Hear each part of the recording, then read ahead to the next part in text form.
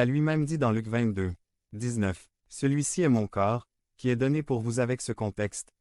Nous pouvons comprendre que Christ est la manne venue du ciel. Il y a un dicton qui dit « Vous êtes ce que vous mangez ». Si nous nourrissons nos âmes avec le pain de Dieu, de profonds changements se produiront dans notre vie personnelle. Rappelons-nous que l'homme ne vivra pas seulement de pain, mais de toute parole qui sort de la bouche de Dieu. Jésus, le logo vivant, est venu de Dieu et nous nourrit, prions. Devenez membre de la chaîne et AIDEZNOUS à propager la parole de Dieu à travers le monde. Point. Samedi 16 mars 2024. Si vous croyez en la puissance de Dieu, commentaire 11. 11. Le trésor du pardon. Résumé. Sermon croisillon 5 de la série Trésor du Notre Père. Le sujet d'aujourd'hui est également mal compris. Il y a quelque chose de très intéressant à noter dans ce schéma de prière.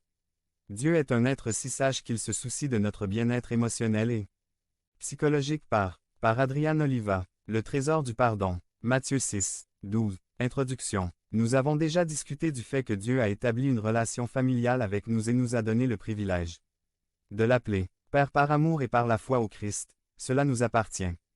Ensuite, nous avons établi où Dieu habite et ce que signifie sanctifier son nom. La dernière fois, nous avons sondé le trésor de la souveraineté de Dieu sur nos vies et ce qu'elle implique. Remarquez-vous le merveilleux équilibré du Notre Père. Remarquez que la première partie traite de la manière d'adresser votre nom qui englobe tout.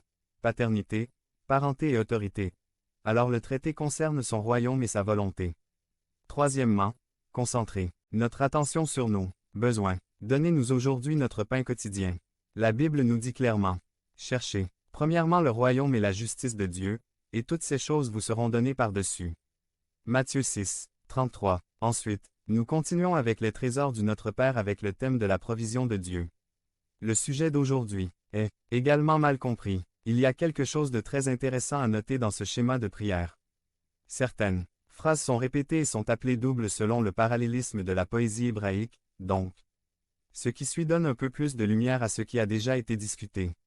Il y a une phrase qui est répétée entièrement et qui est comme entre parenthèses, comme si elle enfermait tout le texte, qui sont les versets 12, 14, 15.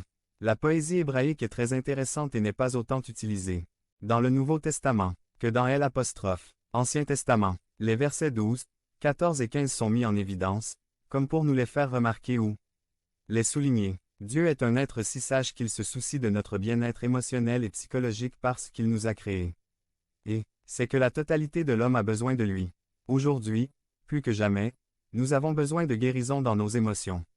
Les offenses laissent des traces profondes et pardonner n'est pas facile, c'est difficile. Surtout lorsque